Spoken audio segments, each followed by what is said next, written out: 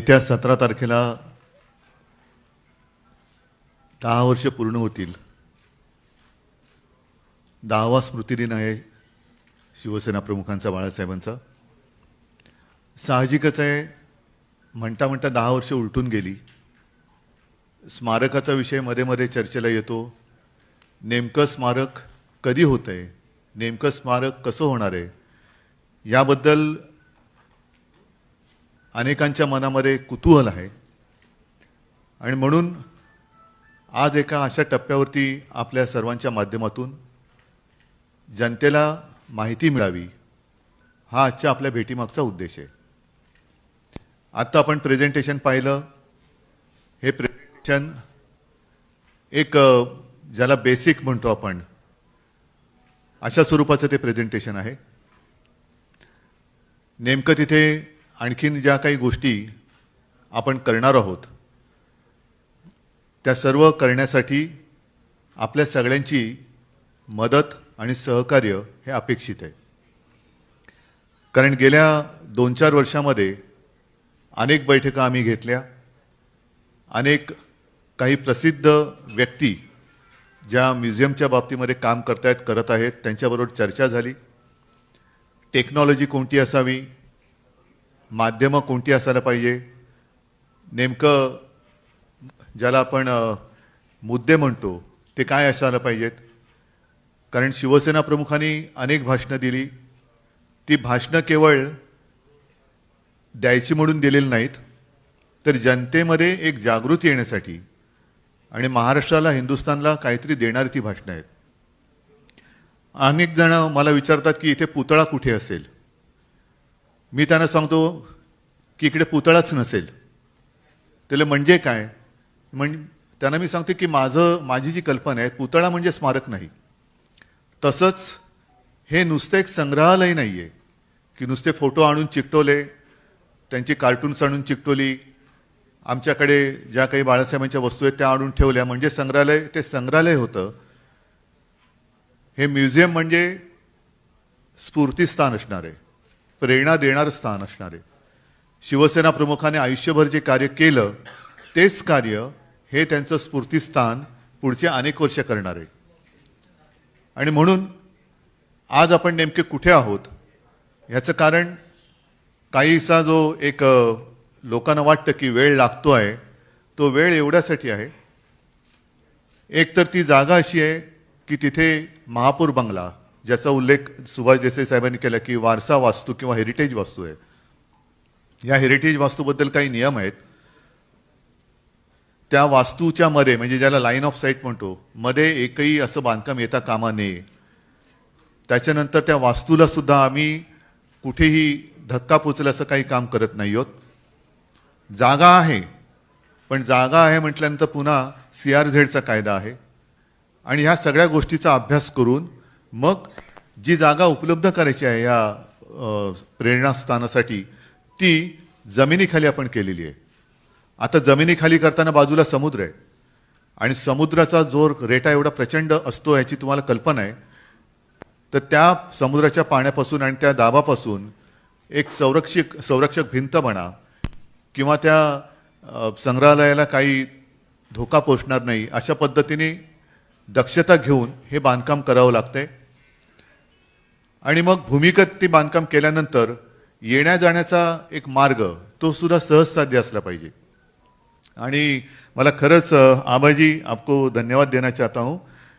कारण ज्या काही सुरुवातीला आपण एक स्पर्धा घेतली ज्याचाही उल्लेख देसाई साहेबांनी केला, त्याच्यामध्ये आबाजींनी जे काही प्रेझेंटेशन केलं ते आम्हाला सर्वांना, सर्व कमिटीला सर्वोत्तम वाटलं, म्हणून ते काम त्यांच्याकडे सोपवण्यात आलेलं आहे. आता हे काम पूर्ण झाल्यानंतर जो आजचा महत्त्वाचा भेटीचा भाग आहे तो हाच आहे की राज्यभरामध्ये शिवसेना प्रमुख फिरले, ठिकठिकाणी त्यांनी सभा घेतल्या. अनेक जणांनी आपल्या पत्रकारितेच्या आजच्या पिढीने सुद्धा, आपल्या आधीच्या पिढीने सुद्धा बाळासाहेबांचे दौरे कव्हर केलेले आहेत. त्याच्यावरती काही ना काही आपली मतं व्यक्त केलेली आहेत. मी मध्ये 1-2 पत्रकार, म्हणजे वृत्तपत्रांचे संपादक आहेत, त्यांच्याशी सुद्धा बोललेलो आहे. त्यांच्याकडनं सुद्धा आपल्याला बरंच सहकार्य मिळतं आहे. म्हणजे त्या काळातले फोटो आहेत, बातम्या आहेत, मग सुरुवातीच्या काळातले मोर्चे होते, मग सीमा आंदोलन आहे, अनेक गोष्टी आहेत. दसरा मेळाव्याची भाषणं आहेत. आज नाही म्हटलं तरी बरीचशी भाषणं ही आपल्याकडे उपलब्ध आहेत, पण साहजिकच आहे सगळी भाषणं उपलब्ध नाही आहेत. कारण ग्रामीण भागातली भाषणं असतील, सुरुवातीच्या काळातली भाषणं म्हणजे आपल्याला माहिती आहे शिवसेनेचा पहिला दसरा मेळावा 1966ला झाला. त्या मेळाव्यातलं भाषण आपल्याकडे उपलब्ध आहे, पण नंतरच्या काळातली काही भाषणं ही अजूनही उपलब्ध नाही आहेत. कारण तेव्हा रेकॉर्डिंग सिस्टीम ही आत्तासारखी सहजसाध्य नव्हती. आता मोबाईल ऑन केला तरी कोणी कोणाचं स्टिंग ऑपरेशन करू शकतो, तर तसं नाही आहे. त्यावेळेला रेकॉर्डिंग हे थोडंसं कठीण काम होतं. स्पूलवरती रेकॉर्डिंग केलं जात होतं आणि ती काही भाषणं मिळवण्याचा प्रयत्न सुरू आहे. मार्मिकचे सुद्धा अंक, बरेचसे अंक उपलब्ध झालेले आहेत. काही अंक अजूनही उपलब्ध करून घेण्याचा प्रयत्न करतोय, कारण तो सगळा काळ हा एक वेगळा होता. मी मागे माझ्या एका मनोगतात म्हटलं होतं की जेव्हा एखाद्या वेळेला एखादी घटना घडत असते तेव्हा आपल्याला त्याचं महत्त्व त्या क्षणाला वाटत नसतं की याचं ऐतिहासिक मूल्य काय असणार आहे. आम्ही सगळेजण शिवसेना प्रमुख कार्टून काढत असताना ते पाहत पाहत लहानाची मोठी झालो आणि कार्टून ब्लॉकमेकरकडे गेलं की आपलं काम संपलं, म्हणजे कार्टूनचं काम संपलं. मग ते छापून यायचं गुरुवारी. ते गुरुवारी छापून आलं की त्याचं काम ते कार्टून म्हणून जनतेमध्ये पुढे सुरू व्हायचं. तर तो सगळा कालखंड होता, हा एक वेगळा भारावलेला होता. त्याच्यातली काही कार्टून्स ओरिजिनल आजसुद्धा आपल्याकडे आहेत, पण मार्मिकचे सगळे अंक आम्ही प्रयत्न करतो. बरेचसे अंक मिळाले, त्याच्यातून ते फटकार हे पुस्तक स्वतः शिवसेना प्रमुखांच्या देखरेखीखाली आपण प्रसिद्ध करू शकलो, याचं मला एक खूप समाधान आहे. त्यांनी काय काय व्यंगचित्र निवडली ती त्या फटकारे पुस्तकात आली. अजूनही बरीचशी व्यंगचित्र ही आहेत आणि ती संदर्भ त्याचा व्यवस्थित घेऊन मग ह्या संग्रहालयामध्ये किंवा प्रेरणास्थानामध्ये ही आपण लोकांना दाखवणार आहोत. भाषणं उपलब्ध असतील, काही व्हिडिओ उपलब्ध आहेत, त्याच्यानंतर काही जणांच्या आठवणी आहेत, अनेकांनी व्यक्त केलेली त्यांची मतं आहेत. तर ह्या सगळ्यांचं एकत्रीकरण करून एक जिवंत अनुभव ह्या प्रेरणास्थानामध्ये किंवा स्फूर्तीस्थानामध्ये आपल्याला द्यायचा आहे, की जेणेकरून कोणी, मी तर असा विचार करतो की हे नेमकं ह्या प्रेरणास्थानाचा उद्देश काय असेल, तर जो कोणी खचला असेल, असं वाटलं असेल की आता मी हारलो आयुष्याची लढाई, पण एकदा तरी का होईना शिवसेना प्रमुखांचं हे स्मारक मी बघून येतो. ते बघून आल्यानंतर मात्र तो ताटपाटकण्याने उभा राहायला पाहिजे की मी आता संकटाला घाबरणार नाही, मी जे समोर संकट आलेलं आहे त्याच्यावरती मात केल्याशिवाय राहणार नाही, एवढी प्रेरणा देण्याचं काम ताकदीने हे प्रेरणास्थान करेल. अशा प्रकारचं आपल्याला ते केंद्र करायचं आहे. म्हणून आजपर्यंत आपण कुठे आलेलो आहोत, कुठपर्यंत आलेलो आहोत, ही माहिती आपल्या माध्यमातून मी जनतेला देत असतानाच आपल्याला सुद्धा, म्हणजे इकडे प्रिंट मीडियाची लोक आहेत, इलेक्ट्रॉनिक माध्यम आहेत, यांनी सुद्धा अनेक शिवसेना प्रमुखांच्या मुलाखती घेतलेल्या आहेत. त्यातले बरेचसे आपल्याकडे आहेतही.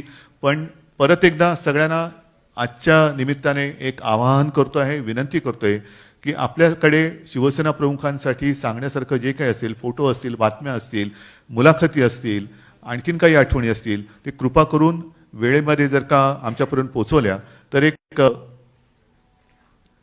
सर्वोत्तम असं, मी पुन्हा पुन्हा संग्रहालय म्हणत नाही, प्रेरणास्थान आपण निर्माण करू शकतो.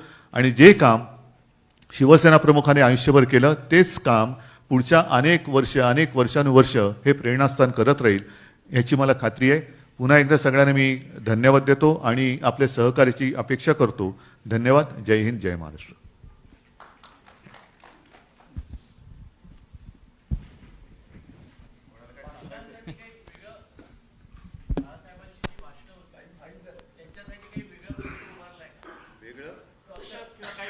योजना आहे का? मी तुम्हाला आधीच सांगितलं ना की ही एक ढोबळमानाने तुम्हाला मांडणी दाखवली. कारण ज्या वेळेला निवेदन चालू होतं तेव्हा आपण बघत असाल की भिंती रिकामी आहेत, मोजकेच फोटो आहेत. हे म्हणजे स्मारक, अंतिम स्मारक नाही आहे, त्याच्यात काय काय होणार आहे हे एक दाखवण्याचा आजचा हा प्रयत्न आहे. आत्ता जे काय दाखवलं हे स्मारक असंच होणार आहे असं नाही आहे. याच्यामध्ये ऑडिओ व्हिज्युअल सगळे, मी म्हटलं ना, जिवंत अनुभव असेल. फक्त आत्ता तुम्ही असं म्हणा की स्पेस मॅनेजमेंट, एक मांडणी कशी झालेली आहे आणि त्या सगळ्या भिंती रिकाम्या आहेत, त्या रिकाम्या भिंती बोलायला लागतील. त्याच्यानंतर प्रत्येक, आमचं तर मत असं आहे की लँडस्केपमध्ये सुद्धा बाळासाहेब दिसले पाहिजेत, अशा प्रकारचं ते असणार आहे. साहजिकच आहे, हे खूप विचारपूर्वक आणि खूप जणांशी चर्चा करून करून करून आपण ठरवतोय. आणि म्हणून एक सुद्धा गोष्ट अशी राहू नये की ती दाखवायची राहून गेली. तर आज मी तुम्हाला पुन्हा एक बरं झालं तुम्ही हा प्रश्न विचारला, कारण अनेकांना असं वाटेल आणि आपल्या माध्यमातून जी जनता बघत असेल त्यांना वाटत असेल हे काय, हे स्मारक एवढंच आहे. असं नाही आहे. हे एक तुम्हाला स्पेस मॅनेजमेंट म्हणजे साधारणतः तिकडे आपण कशी जागा निर्माण केलेली आहे ती निर्माण झालेली जागा दाखवते. आता ती एक पोकळी आहे, ती पोकळी आपल्याला भरायची आहे. मग त्याच्यामध्ये ॲडव्हान्स टेक्नॉलॉजी येईल, ऑडिओ व्हिज्युअल सगळे येतील, भाषणं ऑडिओसुद्धा येतील, काही भाषणं व्हिडिओ आपल्याकडे आहेत ते येतील, आणखीन त्याच्यात होलोग्राम वगैरे आणखीन काय करता येईल का, ह्या सगळ्या गोष्टीवरती काम सुरू आहे. साहेब आवश्यक असेल तिकडे शिल्पकला पण येईल. म्हणजे मी आत्ता जो तुम्हाला सांगितलं की पुतळा नसेल, कदाचित वाटलं की अरे नाही ह्या प्रकारचा पुतळा असावा, येऊ शकतो. पण आत्ता पुतळ्यावरती फोकस नाही करत आहोत, कारण एकदा पुतळा केला की बाकीच्या गोष्टी थोड्याशा बाजूला पडतात. साहेब, अत्याधुनिक तंत्रज्ञानाचा वापर या स्मारक निर्माण करण्यामध्ये करण्यात येणार आहे. स्वतः शिवसेना प्रमुख बाळासाहेब ठाकरे हे भाषण करताना ते दिसतील का? असं एक ॲग्मॉन्टेड जे तंत्रज्ञान आहे त्याचा वापर केला जाईल का? म्हणजे शिवसैनिक जे येतील स्मारक पाहायला त्यांना स्वतः बाळासाहेबांचं भाषण जे आहे ते पाहता येईल आणि ऐकता येईल. हो, ऐकायला येणारच ना. म्हणून मी तुम्हाला काय म्हटलं, याच्यासाठी काही इतर ठिकाणी जगामध्ये सुद्धा इतर काही स्मारकं आहेत, त्यांचं सुद्धा एक ऑनलाईन अभ्यास आमचा सुरू आहे, कारण प्रत्येक ठिकाणी फिरणं हे काही कठीण आहे. तर कुठे ऑडिओ ऐकायला येईल, कुठे व्हिडिओ आपल्याला बघायला मिळेल, काय एवढं केल्यानंतर बाळासाहेबांच्या भाषणामधली काही वाक्य ही हायलाईट केली जातील. त्याच्यानंतर सगळी भाषणं ही जो अभ्यासक असेल किंवा ज्याला कोणाला इंटरेस्ट असेल त्याला ऐकण्यासाठी सगळीच्या सगळी भाषणं उपलब्ध असतील. व्हिडिओ असतील ते सगळी भाषणं व्हिडिओ रूपामध्ये पाहायला उपलब्ध असतील. तर असं सगळं ते पुढे, आता ह्याच्या पुढे बघा, टेक्नॉलॉजी आत्ता माझ्यासमोर दुय्यम विचार आहे. कारण मूळ गाभा, त्या टेक्नॉलॉजीनी मूळ जो गाभा आहे तो मारता कामा नये. त्याच्यामुळे टेक्नॉलॉजी किती वापरायची हा सुद्धा एक महत्त्वाचा मुद्दा आम्ही नंतर विचार करणार आहोत. की असं नको व्हायला की हे टेक्नॉलॉजीचं म्युझियम झालं, कारण टेक्नॉलॉजी दर दिवसांनी पुढे जाते.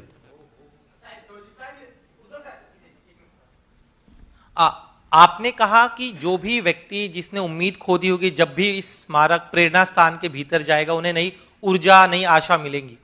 आप जिस तरह से बाळा साहब की शिवसेना फिलहाल जो पिछले 3 महीने से वाकया हुआ, आप भी अंडर कंस्ट्रक्शन भले ही, लेकिन जब भी आप गए होंगे तब आप कितनी ऊर्जा के साथ वहां से बाहर आए? मेरी ऊर्जा कभी कम नहीं होती, क्योंकि बाला साहब मेरे भीतर है, तो इसलिए मुझे बाहर की ऊर्जा की आवश्यकता नहीं लगती. Thank you.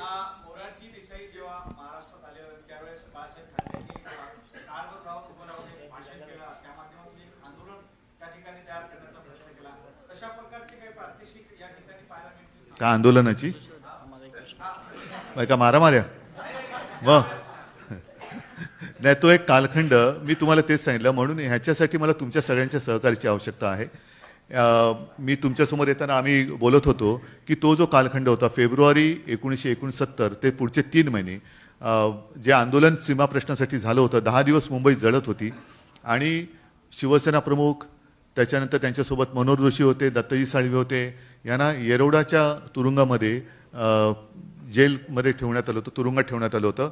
आणि मध्यरात्री तत्कालीन मुख्यमंत्री वसंतराव नाईकांचा निरोप घेऊन ते बाळासाहेब म्हणाले की मनू अमरसी, हो ना, आणि मधू मेहता हे दोघंजण तिकडे गेले. आणि मग अर्ध्या रात्री बाळासाहेबांनी एक निवेदन केलं होतं की सगळ्यांनी मुंबई शांत करा, आणि त्याच्यानंतर मुंबई शांत झाली. कारण तोपर्यंत पोलिसांना वगैरे मुंबई आटोक्यात येत नव्हती. आता तो जो सगळा कालखंड आहे ना, तो मला तुमच्याकडनं काही फोटो जर तुमच्याकडे उपलब्ध असेल तुमच्या आर्काईव्हमध्ये किंवा त्यावेळच्या बातम्या असतील, ह्या सगळ्या पाहिजेत. म्हणून मी म्हटलं ना की आता तुम्ही, जर मी असं म्हटलं तर वावगं ठरू नये की तुम्ही सगळेजण आता या स्मारक समितीचे सहकारी आहात, सहकारी आहेत, आणि आपल्याला मिळून हे स्मारक करायचंय. उद्धवजी एक सेकंड. उद्धव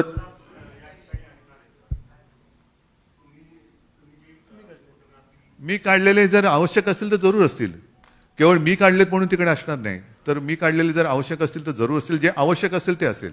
उद्धव जी, दो चीजें हैं. पहला तो होलोग्राम में बाला साहब को जो लोग पहले से जो जानते हैं या जो नई पीढ़ी जानना चाहती है, कई बार उनको सामने से देखना चाहती है या उनके बातचीत करने के जो विजुअल्स हैं, ऑडियो विजुअल्स तो ठीक है, लेकिन होलोग्राम के जरिए सामने बाला साहब बात कर रहे हैं, इस तरीके की टेक्नोलॉजी को क्या उसमें लाया जाएगा? पहला नहीं, इसलिए मैंने कहा ना कि टेक्नोलॉजी मेरे लिए इतनी टेक्नोलॉजी इसके ऊपर हावी नहीं होनी चाहिए, टेक्नोलॉजी हावी नहीं होनी चाहिए। और ये भी देखने की आवश्यकता है कि होलोग्राम, क्योंकि अब जो हमारे हाथ में उपलब्ध बाला साहब जी के फोटो है या भाषण है, उसके ऊपर से होलोग्राम ठीक तरीके से बन सकता है क्या, वो भी एक देखने की आवश्यकता है।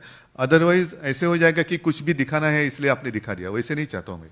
दूसरा ये सवाल है कि 92-93 में जब मुंबई में दंगे हुए थे, बाला साहब ने उस समय में किस तरीके से उस पूरे दंगों पर कंट्रोल किया, या मैं एक सरकार बात की बताऊं तरफ से आपको, जो मदद हुई? ये जो सारे आपके मन में आज प्रश्न है, इसका मतलब आप वो वहां देखना चाहते हैं, बराबर है। तो जैसे आपने पूछा तो ये सारी चीजें मैं आपको एक रिक्वेस्ट करता हूं कि आपके माध्यम से आपके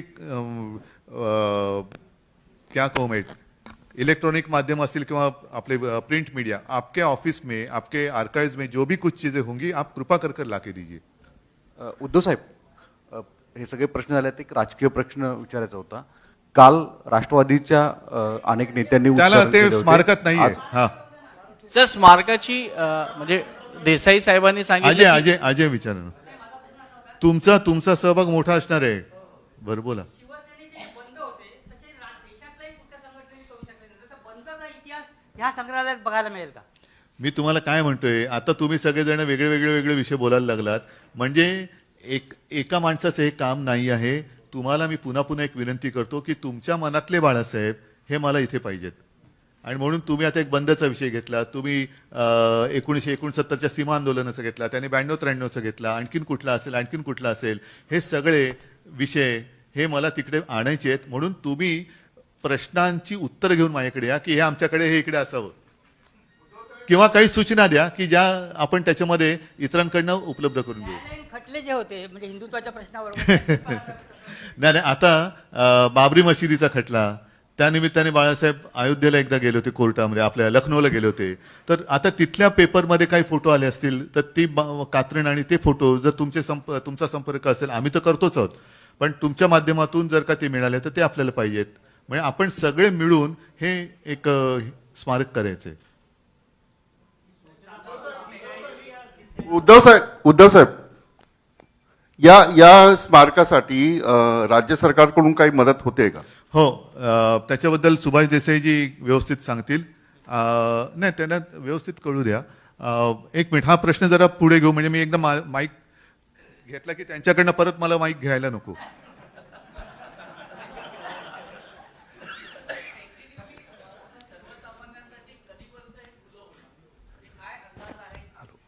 आत्ताच्या प्रथेप्रमाणे उत्तर दिलं तर लवकरात लवकर। नहीं, असं नहीं है, ऐका सांगतो, साधारणतः ये काम कब तक पूरा हो जाएगा, ये अपना कंस्ट्रक्शन का? या येत्या म्हणजे पुढच्या मे पर्यंत बांधकाम पूर्ण होईल, पण तोपर्यंत माझी अशी इच्छा आणि अपेक्षा आहे की आपल्याकडे तिकडे डिस्प्ले कशा पद्धतीने करायचे, कोणते मुद्दे आले पाहिजेत, ह्याची आत्तापासून जर का आपण तयारी केली तर टेक्नॉलॉजी नीट ठरवता येईल, आणि मग कन्स्ट्रक्शन करतानाच काय वायरिंग वगैरे जे काय करणं गरजेचं आहे ते करायचे, कारण एकदा कन्स्ट्रक्शन झाल्यानंतर त्याच्यामध्ये शक्यतो तोडफोड होऊ नये म्हणून लाइटिंग कसं असायला पाहिजे, प्रेझेंटेशन ऑडिओ सिस्टीम कुठे असायला पाहिजे, व्हिडिओ सिस्टीम कुठे असायला पाहिजे, मग कॅमेरा किंवा प्रोजेक्टर कुठे आतमध्ये ठेवता येईल, ह्या सगळ्या गोष्टी ठरवायच्या असतील तर हे सगळं आपल्याला साधन सामुग्री आहे ती लवकरात लवकर आपल्या हातात पाहिजे।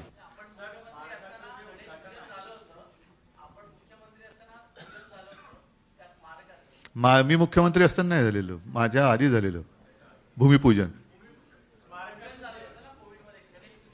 हा, गणेश पूजन झाले तर बांधकामाची सुरुवात झाली।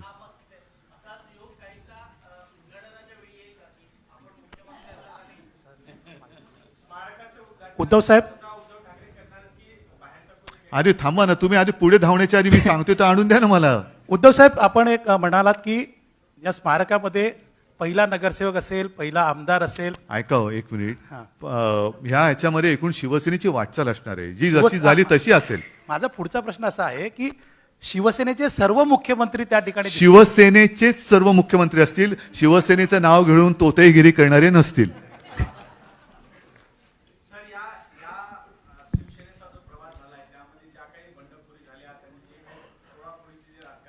नाही, तुम्ही जो मगाशी प्रश्न विचारलात की मी करणार का, मी म्हणेन शिवसेनेचा मुख्यमंत्री कदाचित करू शकेल. ते जाऊ दे, त्या राजकारणात मला जायचं नाही, कारण मला या स्मारकाचं महत्त्व हे फार मोठं आहे. आणि त्याच्यामुळे मी कृपा करून आपल्याला विनंती करतो की राजकीय पक्ष कृपा करून आता विचारू नका. आपण या स्मारकासाठी मी तुम्हाला सांगितलं की तुमच्या सगळ्यांकडे मी सहकारी म्हणून बघतोय. ना माझ्याकडचे सगळे प्रश्न झाले. तुम्ही मुद्दा सोडू नका. उद्धव जी उद्धव जी, चूंकि बाला साहब के उस समय जो भी सहयोगी रहे एनडीए में, चाहे वो अटल जी हो, जो भी थे आडवाणी वो जो सारे हो, आएंगे. जो इतिहास है उसके साथ कोई छेड़ाछेड़ी होगी नहीं. जो भी हुआ, वो है, जो है, वो जैसे के वैसे आएगा. इस पूरे कंस्ट्रक्शन में ऊपर मतलब ग्राउंड लेवल या उसके नीचे ही सारा कंस्ट्रक्शन है क्या? इस पूरे स्मारक स्थल में ऊपर कोई कंस्ट्रक्शन नहीं होगा? ऊपर सिर्फ अपनी बाजू की बिल्डिंग दिखा है ना, वो आपने एक प्रेजेंटेशन में आया ना, जैसे जहां से हम एंट्री करते हैं तो उसके लेफ्ट साइड में वो रहेगा एक. मला वाटतं एक मजली असेल ना, ग्राउंड+1 रहेगा, जैसे हम गेट के बाजू में.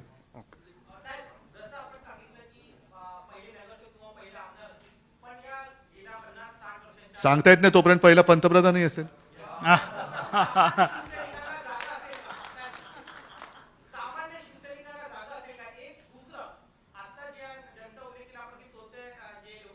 ते सोडून द्या, मला त्याच्यात जायचं नाही. एक सांगतो तुम्हाला की हे स्मारक शेवटी शिवसेना म्हणजे काय, तर शिवसैनिक आहेत म्हणून शिवसेना आहे, हे बाळासाहेब स्वतः सांगायचे. त्याच्यामुळे हे शिवसैनिकांचंच असणार आहे आणि सर्वसामान्य शिवसैनिक आणि सर्वसामान्य जनता. म्हणून मी तुम्हाला पुन्हा सांगतो, जे कार्य शिवसेना प्रमुखांनी आपल्या आयुष्यभर केलं तेच कार्य हे केंद्र जे आहे स्फूर्ती केंद्र हे पुढच्या पिढ्यांसाठी करेल.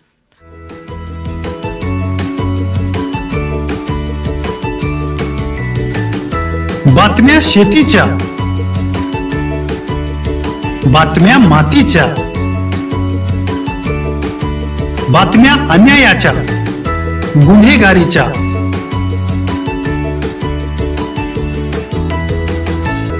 राजकारणाच्या आणि समाजकारणाच्या,